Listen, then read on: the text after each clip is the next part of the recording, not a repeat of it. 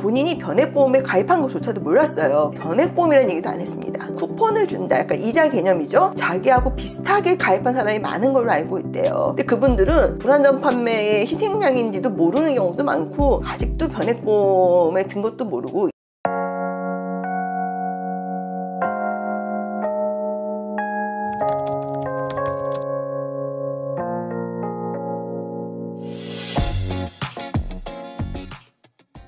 안녕하세요. 최혜원 변호사입니다. 최근 홍콩 H지수에 연계된 ELS 변액보험 불안전 판매, 또 ELS 판매에 대해서 많은 기사를 볼 수 있습니다. 심지어는 금융감독원장님도 이러한 상품을 판매하는 거에 대해서 우려를 표명을 하셨습니다. 그런데 사실 2023년 7월에 홍콩 H지수에 연계된 ELS 변액보험 불안전 판매에 대해서 민원을 제기해서, 그러니까 내용 증명을 통한 민원이었는데요.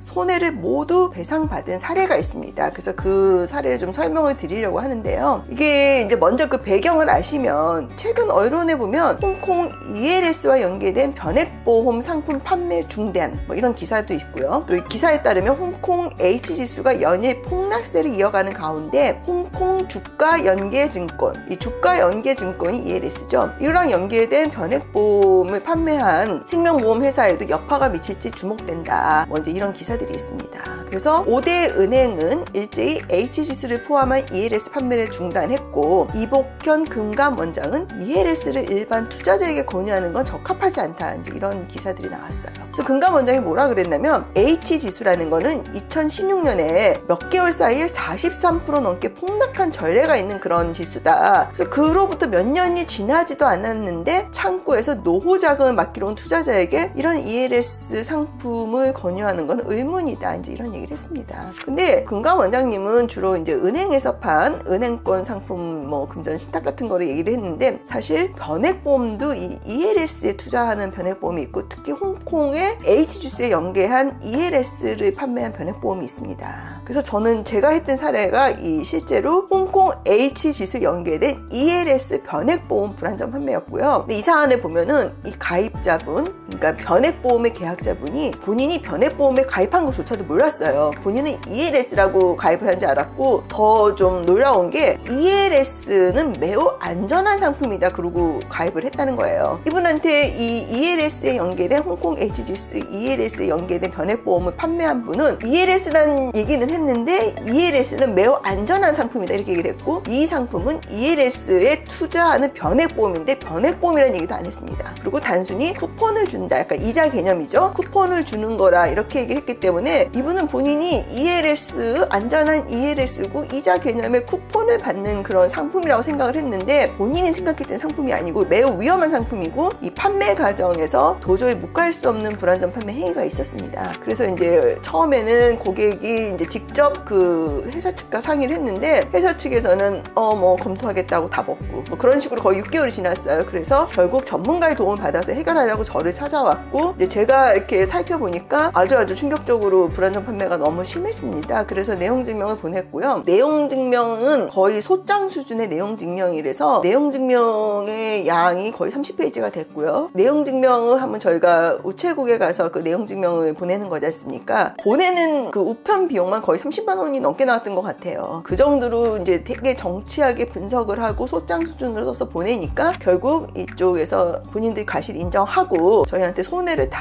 배상을 한 사례입니다. 저는 하여튼 많이 놀랬던 게 변액보험이란 얘기도 안 하고 ELS는 매우 안전하다 이렇게 얘기를 해서 안전한 상품이라 알고, 그러니까 두 가지 불안전 판매가 있었던 거죠. 그래서 아직도 이런 게 변액보험이라 얘기를 안 하고 ELS를 매우 안전하게 한다 이런 게 있다는 거에 매우 놀랐어요. 근데 사실 제가 오늘 영상을 찍는 이유는 그때 이제 제가 도와드렸던 고객님이 사실 저한테 연락이 오셨어요. 저희 클라이언트였던 분이 변호사님 빨리 영상 하나 찍어야 되지 않겠냐. 자기같이 억울하게 지금 당한 사람들이 너무 많다는 거예요. 왜냐면 자기가 그 당시에 그 ELS에 투자하는 변액보험 가입할 때 자기하고 비슷하게 가입한 사람이 많은 걸로 알고 있대요. 근데 그분들은 본인들이 엄청 이렇게 불안전 판매의 희생양인지도 모르는 경우도 많고 아직도 변액보험에 든 것도 모르고 되고 ELS는 원금 보장과 거의 동일할 정도로 안전하다 이렇게 생각하시는 분이 많다는 거예요. 그런 분들한테 좀 알려주는 걸 해야 되지 않겠냐. 변호사님이 이 ELS랑 연계된 변액보험에 누구보다 잘 아시는데 그 불안전 판매 리스크를 그거를 좀 많은 분들과 공유하는 영상을 하나 올려주시는 게 맞지 않겠냐. 이렇게 저를 이렇게 부추기셔서 제가 오늘 이 영상을 찍게 되었습니다. 사실 변호사 입장에서는 변액보험 불안전 판매 사건은 되게 좀 난이도가 있어요. 이거를 할 수 있는 변호사가 뭐 한다고 말하는 사람은 많겠지만 사실 이걸 해서 승소 판결을 받는 거는 그렇게 쉬운 일이 아닙니다. 증거도 있어야 되고 어떤 식으로 소송 전략을 짜야 되는지 그건 변호사의 그 경험과 이런 지식에 따라 판단될 것이고 여러 가지 또 판례가 있고 또 특히 이런 변액보험 같은 경우는 가입이 10년이 넘은 경우는 또 상대방이 뭐 소멸시 완성됐니 뭐 이런 주장도 해요. 왜냐면 예컨대 2012년에 가입했으면 2023년이니까 10년이 넘었잖아요. 소멸시 완성 이런 주장을 해요. 근데 뭐 사안에 따라 다르지만 그거는 소멸시효가 완성되지 않은 경우가 대부분이고요. 근데 그거를 제대로 대응 못 하시는 변호사도 있고 어쨌든 이